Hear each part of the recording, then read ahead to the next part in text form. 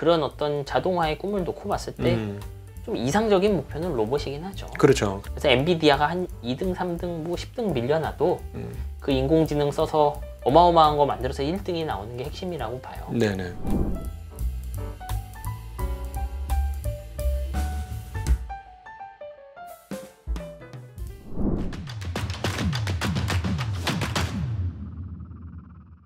그래서 그런지 그 최근에 젠슨 왕이 네. 뭐라고 표현했냐면 모든 AI는 로봇이다 이런 언급을 했어요. 네.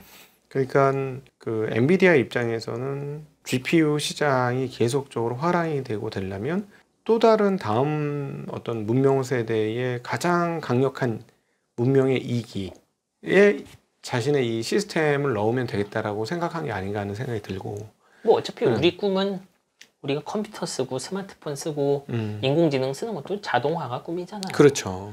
예를 들면 여기 각도기 님도 여기 안 나오고 로봇이 대신 나와서 하면은 자면 되잖아요. 가서 똑같이 하면 되는 거죠. 네. 그냥 그런 거에 그런 어떤 자동화의 꿈을 놓고 봤을 때 좀 이상적인 목표는 로봇이긴 하죠. 그렇죠. 그러니까 딱 그 말씀인데 로봇이라고 표현을 했지만 사실 그거는 자동화, 생산 보조. 왜냐하면 분명히 로봇이 우리의 모든 생산성을 극대화시켜 줄 것이다라고 표현을 했거든요. 그러니까 그걸 이제 로봇으로 표현한 거예요. 우리 생산성을 극대화해주는. 옆에 그러니까 그야말로 어시스턴트. 네. 모든 소프트웨어든 하드웨어든 어시스턴트. 그쪽으로 넘어가면은 실상 GPU 시장이나 이런 것들이 상당히 긴 시간 롱런을 할 수도 있겠다. 그래서 잘 만들면. 그래서 그런 쪽으로 지금 노리고 있구나. 그 얘기를 듣고 보니 엔비디아가 꽤나 좀 길게 시가총액 1위 자리를 지킬 수도 있겠구나. 나중에 이제 진짜 로봇 어플리케이션 잘 만드는 회사가 나오면 또 그건 전혀 다른 문제가 되겠으나. 뭐 그렇죠. 예. 저는 그렇게 몇 년 가지고 있어도 되려 엔비디아가 1위로만 있는 시나리오 자체가 바람직하지 않을 수도 있다고 봐요. 예를 들면 옛날에 델, HP 이런 컴퓨터 회사 잔뜩 있을 때 아마존 이런 그 클라우드 회사들 전부 인텔의 고객이잖아요. 그렇죠. 이 회사들 하나하나 보면은 인텔이랑 시가총액 비슷하거나 높은 경우도 많아요. 네. 원래 반도체는 그런 물건인 거예요. 그러니까 엔비디아가 1등하다 훅 꼬꾸라진다는 거 연구개발 수준 못 벗어났다고 생각해야 되겠죠. 그래서 엔비디아가 한 2등, 3등, 뭐 10등 밀려나도 그 인공지능 써서 어마어마한 거 만들어서 1등이 나오는 게 핵심이라고 봐요. 네네. 왜냐면 지금 연구개발 수요로 올라간 거고 그 다음에 어떻게 보면은 우리가 반도체 10,000원어치 사서 서비스 회사가 15,000원밖에 못 벌면 그거 좀 IT 회사한테는 이득이 아니죠. 네. 자율주행차에다가 기존 차에 한 300만 원 더 넣는데 자동차는 2천만 원 더 받을 수 있더라. 네. 원래 반도체가 했던 일은 다 이런 거예요. 그렇죠. 반도체 역사를 잠깐 옆으로 세서 보면 결국은 생산성 향상의 요체이기 때문에 반도체를 사는 거 아닌가요? 가성비가 높아요. 그러니까 다른 센서를 안 하고 반도체를 쓰는 이유는 100만 원에 만든 거 10만 원에 만들 수 있게 반도체가 해줬기 때문에 아닙니까? 예, 그 가성비가 얼마나 좋은지 생각을 조금만 바꿔보면 돼요. 여기 스마트폰 한 130만 원 하죠, 하이엔드가. 네네. 그럼 제가 와서 질문을 하는 거예요. 각도기님 스마트폰 없이 1년을 살아야 된다고 하면 얼마나 더 받을 거냐. 난 130만 원만 주면 1년 내내 스마트폰 없이 살 수 있어 라고 할 수 있나요? 어렵죠. 네, 못 살잖아요, 사실. 네.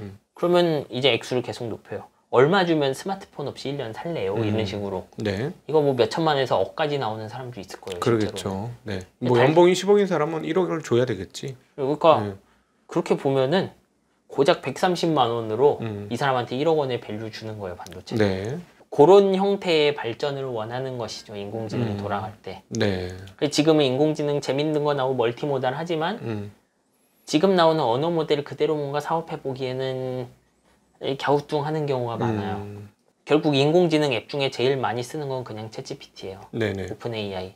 그 다음에 아마 구글 바드 있을 거고, 그리고 기사 검색해주고 요약해주고 질문 만들어주는 퍼플렉시티 이런 게 있어요. 퍼플렉시티는 근데 실제로는 챗GPT나 제미니 같은 다른 회사 인공지능을 도입한 다음에 다른 회사 검색 엔진을 붙여갖고 프롬프트 잘 만드는 프로그램에 가깝죠. 네네.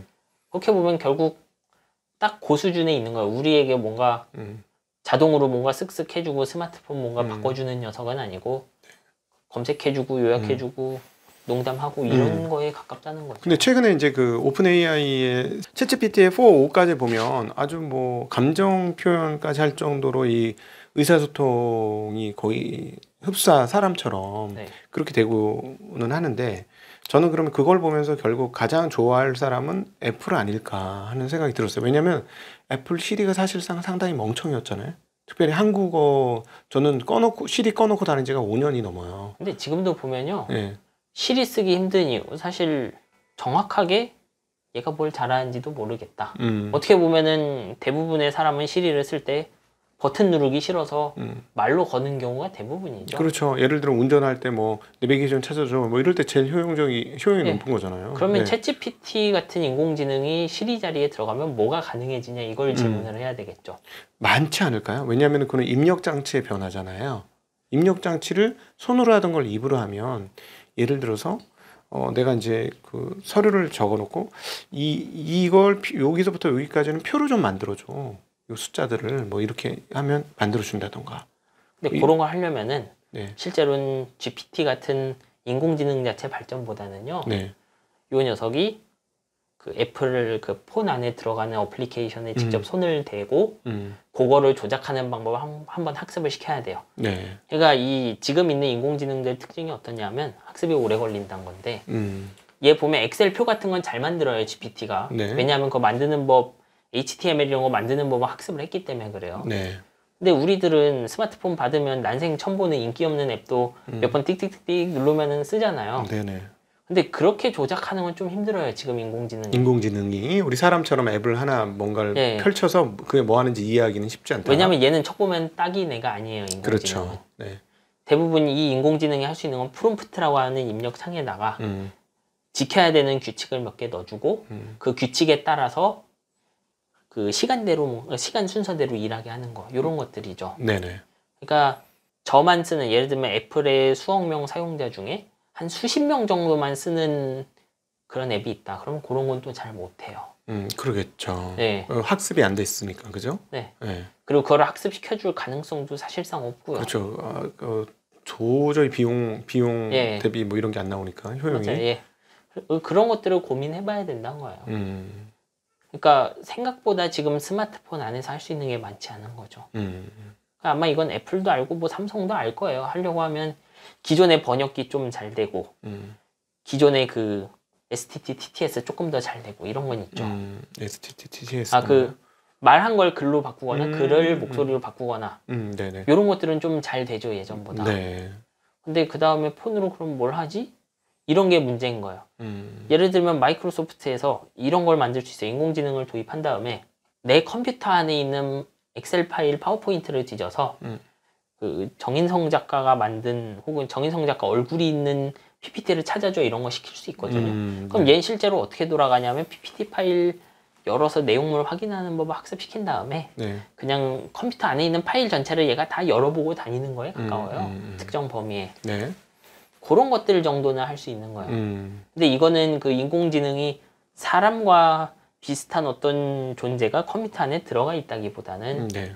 그냥 맥락을 순서대로 넣을 수 있는 인공지능의 인간 프로그래머가 규칙에 따라 넣어주고 결과 확인하는 거에 가까운 거죠. 네. 네. 생각보다 자잘하게 만들어야 되는 게 많은 거예요. 그런 일을 하려면.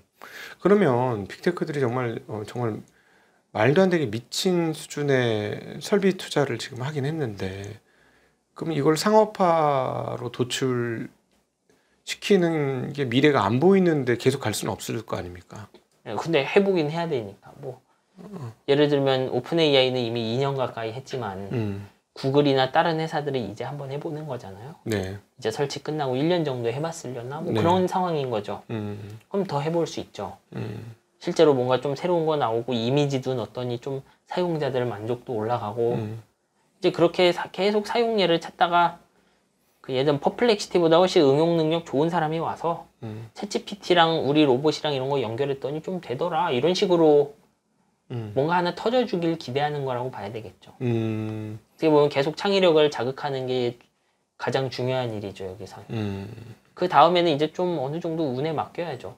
예를 들자면은 뭐 가까운 예로 자율주행을 뭐 시중에서 택시로 운전하기는 좀 예를 들어 사고 위험이라든가 이런 것 때문에 좀 어렵다고 할지라도 물류회사 내에서 자동 로봇을 뭐 그 직원들한테 야 이거 부딪히지 말아라 조심해라 뭐 이렇게 하고 그렇게 하는 거는 자율주행이 누구보다도 수행을 잘할 수 있지 않겠습니까? 그런 것도 잘할 수 있고 혹은 정말 기술이 잘 되면 화물차 여러 대를 사람 하나가 끌고 다닐 수도 있죠. 네.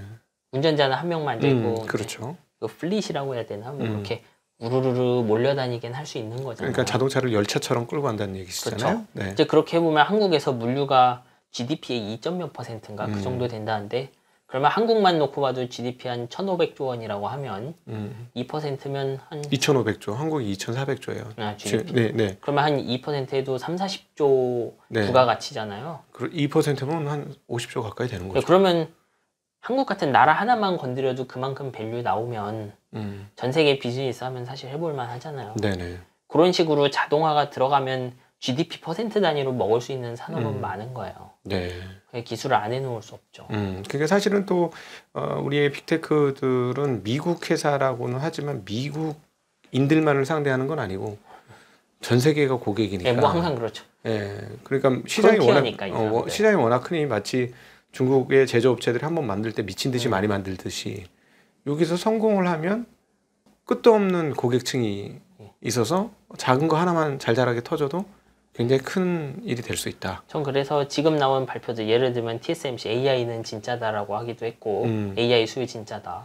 그리고 구글은 우리 클라우드 매출 늘었어요 이렇게 얘기를 하잖아요. 네, 그렇죠. 근데 그 얘기를 할 때 저는 세부 항목도 좀 살펴볼 필요가 있다고 생각해요. 예. TSMC의 AI 수요는 진짜다. 이건 무슨 의미일까요? AI 반도체 만든 회사들이 웨이퍼를 사가더라 이런 소리인 거죠 이거. 그렇죠. 네. 코어스도 더 해야 된다고 밀어붙이고 있다. 이 사람들이 여기서 추론용이 엄청 팔리던데요 이런 얘기를 한 적은 없어요. 구글의 클라우드 매출도 마찬가지예요. 클라우드에는 얘들이 그 컴퓨터를 어떻게 보면 가상 컴퓨터를 고객 다른 소프트웨어 회사들 서비스하는 회사한테 빌려주는 거거든요. 그렇게 하면 제가 마치 데이터 센터에 제 컴퓨터에 있는 것처럼 구글의 컴퓨터를 쓰는 거예요. 네. 근데 얘들 클라우드 매출이 추론 위주냐 학습 위주냐 그거는 아직 못 봤죠. 근데 여기서 그 클라우드 매출도 학습 위주 매출이면요. 역시 조금 갸우뚱할 필요가 있죠. 왜요? 왜냐하면 추론 위주의 매출이 늘어난 게 사실 인공지능이라는 전체 시장에선 바람직한 거예요. 네. 드디어 누군가 상용화를 시켰다는 얘기예요. 추론을 계속하는 건. 네. 근데 구글이 지금 어떻게 보면 클라우드에서 학습용 컴퓨터 매출이 늘어났다라고 하는 건 연구 개발하는 플레이어가 하나 늘어났습니다. 인 거죠. 그러니까 연구 개발하는 애들이 자기네가 직접 학습 GPU 사서 뭐 하기에는 말도 안 되니 그렇죠. 그 구글 클라우드가 가지고 있는 거를 대신 AI로 써서 그냥 AI 대여를 해줬다는 네. 거잖아요. 구글이. 네. 클라우드 매출의 대부분은 그런 거예요. 네. 그러니까 실제로 이 AI가 뭔가 잘 팔리고 있는 걸 보려면 그 API 매출이죠. 이제 그 인공지능 한번 가져다 쓸 때 얼마씩 돈을 내요. 막 0.00 몇 센트 이렇게 내거든요. 네. 그런 매출이 오르거나 아니면은 클라우드에서 매출이 느는데 그 클라우드 팔린 컴퓨터가 이제 학습용보단 추론용. 예를 들어 아마존으로 따지면 T4 들어간 애들이 있어요. G4DN 뭐 이런 이름을 쓸 거예요 아마. 그런 것들이 팔리는 게 바람직하죠. 네. 네. 그러니까는 지금 빅테크 기업들은 사실 시장이 한두 영역만 열려도 투자한 금액의 일부를 뽑아낼 수 있고 그리고 이 기반으로 그 다음 것까지도 준비할 수 있기 때문에 투자를 안 할 수 없는. 그리고 산업의 경계를 깨고 들어가잖아요. 네, 그렇죠. 지금 물류 시장이라는 게 있고 우린 여기서 유튜브 광고나 팔아야지 하고 있었는데 여기 인공지능 성공했고 갑자기 저쪽에 트럭이랑 모는데 갖고 이거 펀치로 깨는 거잖아요. 네. 이제 여기 부가가치 중 30%는 내가 가져가겠다. 이게 되는 거잖아요. 그렇죠. 그러면 당연히 해볼 만하죠. 그리고 아마 물류 업계가 반대 방향으로 빅테크를 공격하는 건 불가능할 거고요, 실제로는.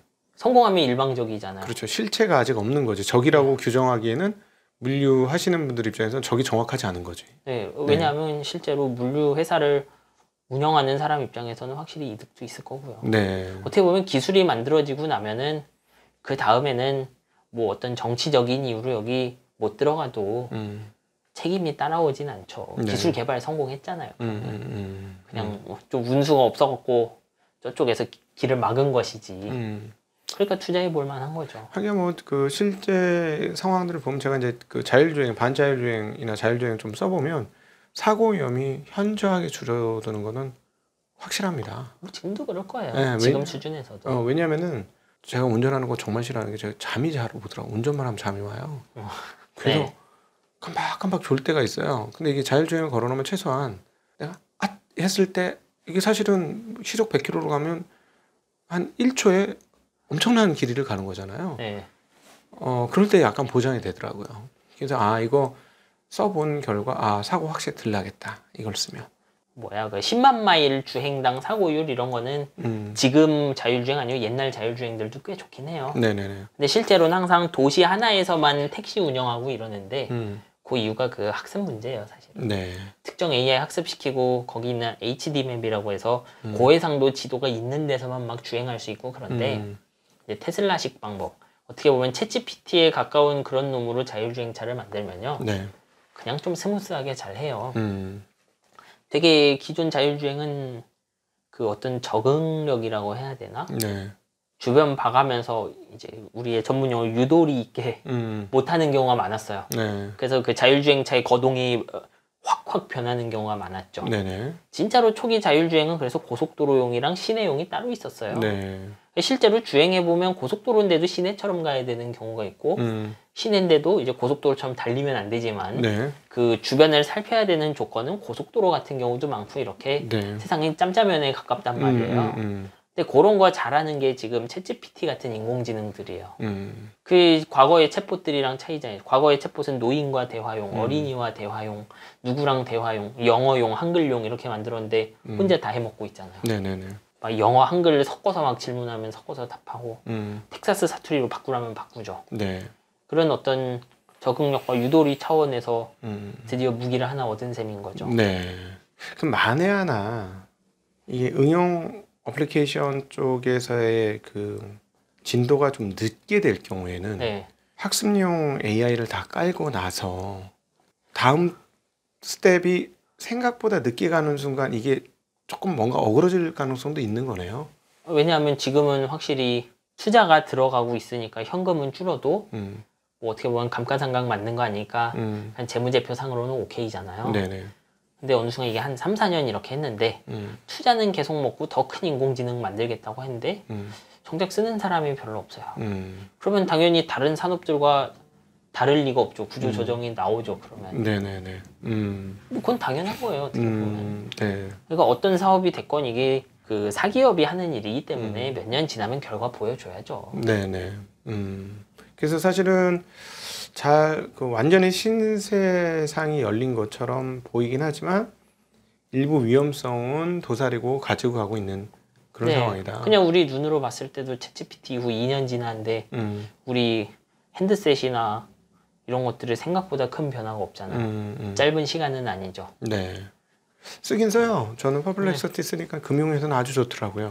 네, 퍼플렉시티 이런 거 막 검색하는데 도움 되잖아요. 네. 그러면 이제 고민을 하는 거죠. 이 퍼플렉시티가 과연 얼마의 매출을 낼까 전 세계에. 이런 거 한번 고민해 보는 거죠. 네. 얼마나 낼 수 있을까 이거. 퍼플렉시티나 혹은 그거와 비슷한 애플리케이션 다 합치면 과연 매출은 얼마나 나올까 전 세계에. 네. 뭐 그것도 약간 질문이 나오잖아요. 네. 이제 그거를 딱 매저 할 수는 없지만 지금 수준에서라고 하면 전 사실 되게 어떻게 보면은 이렇게 특정 직업을 가진 사람들만 쓰는 니치한 인공지능이 될 가능성이 높죠. 얘는. 범용 인공지능이 아니고 네. 정확하게 용도가 정해져 있으신 거잖아요. 그럼요. 그러니까 정확히 답변해 주니까 너무 편한 거예요. 네. 네. 그러니까 찾아볼 걸 지가 찾고 이제 근거를 네. 다 남겨주니까 주석을 다 달아주니까. 근데 그런 것도 한번 잘 써보셔야 돼요. 이제 네. 이런 지금 인공지능 앞으로도 그렇겠지만 자신이 결과를 다시 한번 확인할 수 있을 때만 쓸 수 있다는 제약이 있어요. 그런 것 때문에 전문가 말고 일반인으로 좀 내려가기 힘든 감이 있어요. 그 예전에 그 검색 엔진 붙어 있는 코파일럿 이런 것도 질문해보면 이게 뒤에 얘는 그 장기 기억을 할 수 없기 때문에 인터넷에 있는 모든 걸 알 리가 없잖아요. 네. 적당히 사람이 묻는 답을 다 잘하려면 검색 엔진의 결과를 받아와서 그거를 이 인공지능이 한번 분석하고 그렇죠. 그걸 통해서 답을 해줘야 될 수 있거든요. 그렇죠. 네. 근데 코파일럿 때도 가끔 어떤 정보들은 한글이랑 영어랑 내용이 완전히 다르게 적힌 경우가 있어요. 쉽게 말하면 한국 안에서는 잘못된 상식이 돌고 있을 수 있는 거죠. 그렇죠. 그럴 때 한글로 물을 때랑 영어로 물을 때 답이 다르게 나오는 경우가 있어요. 충분히 그렇죠. 네. 그러니까 이게 진짜 우리 일반인들의 삶을 확 개선시켜주는 놈이 되지 못하는 거죠. 그런 한계 때문에. 네. 네. 계속 좀 아는 사람만 안다는 거 이제 인공지능을 아는 게 아니고 이 답변을 어느 정도 신뢰해야 되고 너무 뜬금없으면 쳐낼 수 있는 사람이 그쪽 위주로만 이렇게 팔리는 이유라고 봐야죠. 네. 네. 생각보다 그런 장벽은 많이 있어요. 네. 그럼 결국은 뭔가 이 AI의 그 어떤 생산성 혁명까지의 과정에서 변곡점이 되는 건 한 27년 내외가 되겠네요. 왜냐하면 일단 26년까지는 뭐 주문을 다 했겠죠. 아마 내년 내후년쯤 되면은 연구개발 결과 보면서 지금은 이제 새로운 거 나왔습니다 하고 언론에만 풀어도 네. 그냥 다 박수를 치는 상황이잖아요. 나중에는 사람들은 박수치고 주주는 갸우뚱하는 상황이 올 수도 있죠. 그렇죠. 사실 지난번 2분기 때 앞으로 안 하는 과소 투자보다 과잉 투자가 낫다 이래가지고 주주들이 다 갸우뚱하면서 주가가 한번 세게 빠졌었던 거죠. 네. 근데 그건 IT 기업의 경영자는 할 수 있는 말이긴 하죠. 네. 이거 되면 어떡할 건데 이런 그렇지. 거죠. 되면 우리 완전 여기서 나가리야. 네. 나고돼. 뭐 이렇게 되면은 네. 큰일 나니까. 실제로 그게 아픈 거잖아요. 행여나 나 빼고 누구 하나 되면 어떻게 보면 구글이 아까 말했던 2017년에 언어 모델의 선구자였는데도 네. 빌빌대다가 안 되나 이러고 갸웃갸웃 하고 있을 때 저쪽에 챗GPT 스타트업 나오면서 그쪽 어떻게 보면 인공지능의 그 본가라는 타이틀에 좀 데미지를 입었잖아요. 그렇죠. 네. 그러면 그런 실수는 하고 싶지 않을 거라고요. 네. 그렇죠. 어떻게 보면 매출도 매출이지만 구글이라는 회사의 아이덴티티니까 그 그렇죠. 혁신성이라는 게. 맞아요. 자, 일단 오늘 일부러 그 AI와 AI 앞으로 미래에 대한 이야기를 현장에서부터 한번 풀어봤습니다.